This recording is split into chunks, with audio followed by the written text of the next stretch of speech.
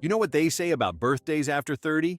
They're like going to the dentist. You know it's coming, you dread it, and somehow it always hurts more than you remember. But this birthday? This one tried to kill me. Literally. It started at 12:01 a.m. You know how your phone lights up with those automated happy birthday messages from people who haven't spoken to you since Obama was president? Well, buried in that digital graveyard of fake enthusiasm was one text that made my heart stop. "Hey Vincent, hope you're doing okay. Happy birthday." With a blue heart emoji. From Emma Rodriguez, the woman who vanished from my life 6 months ago like she was in witness protection. Now, here's where it gets interesting. See, Emma didn't just break up with me. Oh no, that would have been too human. She ghosted me. One day we're planning a weekend in the mountains. The next day her number's blocked, her social media is private, and I'm standing in my apartment wondering if I dreamed the last 2 years. But here she is, texting me at midnight on my birthday. And that blue heart emoji? That was our thing. She used to say blue hearts were more mysterious than red ones. Red hearts are for teenagers, Vincent. Blue hearts are for people who understand subtext. I should have deleted it.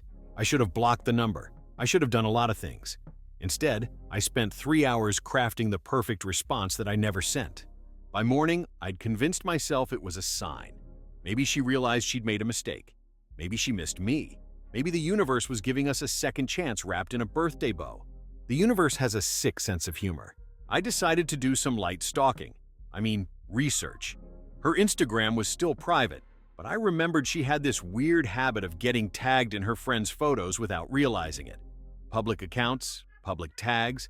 It's amazing what people share when they think no one's watching. And that's when I found it. Melissa, Emma's college roommate, had posted a series of photos from what looked like a wedding reception. Beautiful venue, gorgeous flowers, everyone dressed to the nines. And there, in the background of photo number 4, looking absolutely radiant in a white dress, was Emma. But she wasn't a guest. She was the bride. The timestamp on the photos? The same day she texted me. While I was sitting in my boxers eating leftover White Castle and wondering if I should respond to her message, she was cutting wedding cake 300 miles away. Now, a normal person would have felt hurt, maybe a little confused. But I'm not normal people. I'm Vincent Hughes, and I have what my therapist calls an unhealthy relationship with closure. So I did what any completely rational adult would do. I bought a plane ticket. I know what you're thinking. Vincent, that's insane. Vincent, that's stalking. Vincent, you need professional help. And you're probably right on all counts. But here's the thing. She opened the door. That text wasn't random. That blue heart wasn't accidental. Emma Rodriguez doesn't do anything without a reason, and I was going to find out what it was. The flight to Denver was 2 hours of pure psychological torture. I kept staring at that text, reading it over and over like some deranged literary scholar. Hope you're doing okay. Present tense. She's thinking about me now, not then. And why text at midnight? Why not during normal human hours? Unless she was drunk, wedding champagne drunk, emotional drunk, regret drunk. I landed in Denver at 2 p.m. The wedding photos showed they were at the Broadmoor Resort in Colorado Springs. 1 hour drive. I could be there by 3:30, just as the reception was winding down. Just in time to what? Ruin a wedding? Declare my love? Get arrested? All valid options. But here's where the story gets really interesting. As I'm driving through the mountains, windows down, music blasting, feeling like I'm in some twisted romantic comedy, my phone buzzes with a notification. Facebook memories. On this day, 1 year ago, it's a photo of Emma and me at a restaurant. We're both laughing. She's wearing that blue dress I loved, and the caption reads, "Best birthday dinner ever. Thank you for making 33 so special, Vincent. Here's to forever." 1 year ago, she was promising me forever. Today, she's honeymooning with someone else. The mathematical impossibility of it hit me like a freight train. If she got married today, they probably got engaged at least 6 months ago, which means she was planning her future with Mr. Right while she was still playing house with me. That's when I started laughing. Not happy laughing. The kind of laughing that makes other drivers change lanes. Because suddenly, everything made sense. The mysterious phone calls she'd take in the other room. The weekend trips to visit her sick aunt in Colorado. The way she'd sometimes look at me like she was memorizing my face. She wasn't cheating on me, she was cheating on him, with me. I was the other man, and I didn't even know it. I pulled over at a gas station about 20 minutes from the resort. My hands were shaking as I scrolled through the wedding photos again, looking for clues I'd missed. And there it was, in photo number 7, a close-up of the groom. John fucking Morrison, Emma's old friend from college, who she'd mentioned exactly 3 times in 2 years. Always in passing, always casual. Oh, John got a promotion. John's in town for work. John's engaged now, isn't that nice? Engaged to someone else, except apparently not. The pieces started falling into place like a jigsaw puzzle from hell. John lived in Colorado Springs. Emma's mysterious work trips that started 8 months ago, all to Colorado. The way she'd started talking about making big changes and following her heart right before she disappeared. She'd been living a double life, and I was just too stupid to see it. But that text, that goddamn midnight text. What kind of person texts their ex-boyfriend happy birthday from their wedding day? What kind of person? Unless she wanted me to find out. Unless she wanted me to put the pieces together. Unless she wanted me to show up. I sat in that gas station parking lot for 30 minutes, engine running, wrestling with the most dangerous thought I'd ever had. What if this was all intentional? What if Emma wanted me to come? What if she was trapped in this marriage and needed someone to what? Object when they ask if anyone has any reason these two shouldn't be wed? The wedding was already over, but the receptions can be interrupted.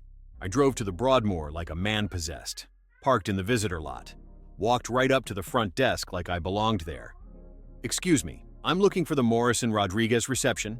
Oh, that ended about an hour ago, sir. But I believe the wedding party is still in the Penrose room for photos.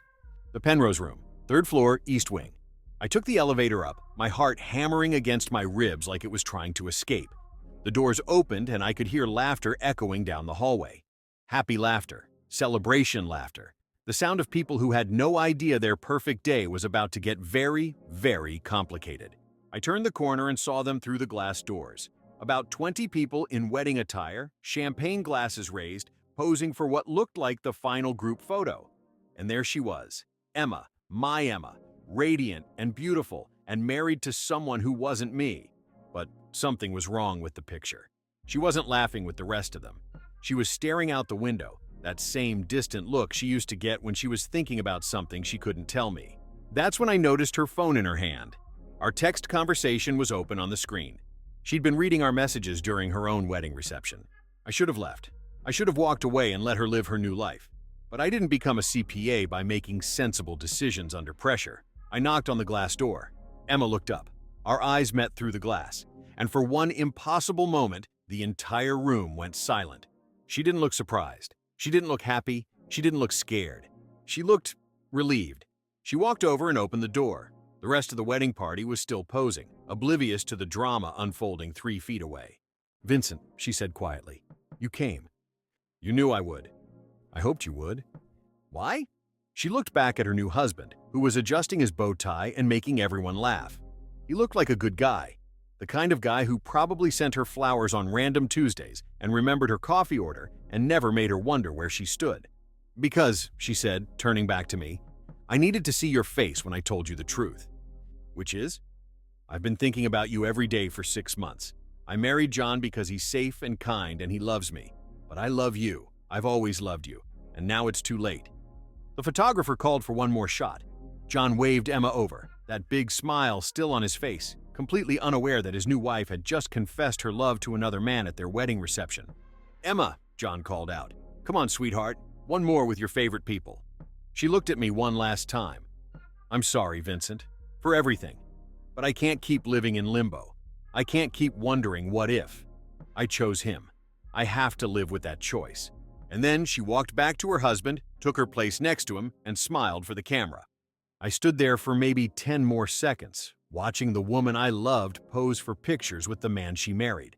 Then I walked back to the elevator, drove to the airport, and caught the red-eye home. The plane was nearly empty. Just me, a handful of business travelers, and the crushing weight of absolute clarity. Emma didn't text me because she missed me. She didn't text me because she made a mistake. She texted me because she needed to close the door properly this time. She needed to see me understand that it was really, truly over. And the cruelest part? It worked. For the first time in 6 months, I had closure. The kind of closure that burns everything down but leaves you free to rebuild. When I got home the next morning, I deleted her number, blocked her on everything, threw away the box of her stuff I'd been keeping under my bed like some pathetic shrine to false hope. Then I did something I should have done months ago. I opened a dating app and started swiping. Because here's what I learned on my 34th birthday. Sometimes the worst thing that can happen to you is also the best thing. Sometimes you need your heart completely shattered to realize you were trying to fix the wrong thing. Emma chose safety over love. She chose certainty over possibility. And you know what? That's her choice to make. But it's also my choice to stop waiting for someone who was never coming back. 3 months later, I met Sarah. Sarah who texts me good morning every day and means it. Sarah who doesn't play games or send cryptic messages. Sarah who chose me on purpose, not as a backup plan. Emma texted me happy birthday from her honeymoon because she wanted to make sure I knew the door was closed. Mission accomplished. But she forgot something important about doors. When one closes, another one opens. And sometimes the new door leads somewhere so much better that you forget why you were trying to go back through the old one in the first place. Emma Morrison, if you're listening to this, and I know you're not, but if you were, thank you. Thank you for breaking my heart so completely that I had no choice but to build a better one. Happy birthday to me indeed.